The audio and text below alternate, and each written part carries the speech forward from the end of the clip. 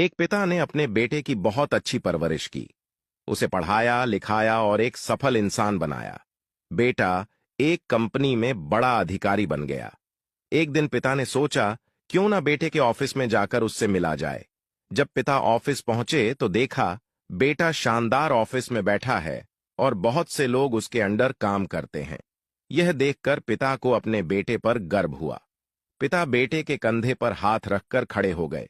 फिर पूछा, इस दुनिया का सबसे शक्तिशाली इंसान कौन है? बेटे ने हंसते हुए कहा, मेरे अलावा कौन हो सकता है पिताजी। पिता को उम्मीद थी कि बेटा कहेगा पिताजी। आप बेटे का जवाब सुनकर पिता की आंखें भर आईं और वो बाहर निकलने लगे। दरवाजे पर फिर पूछा, एक बार फिर बताओ, इस दुनिया का सबसे शक्तिशाली इंसान कौन है?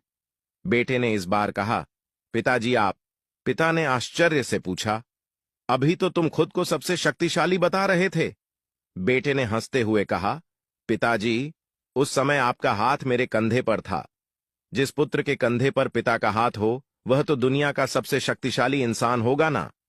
बेटे की बात सुनकर पिता की आंखें भर आईं। सच कहते हैं, जिसके कंधे पर पिता का हाथ होता है वह दुनिया का सबसे शक्तिशाली इंसान होता है। दोस्तों, अपने पिता के लिए एक हार्ट तो बनता है,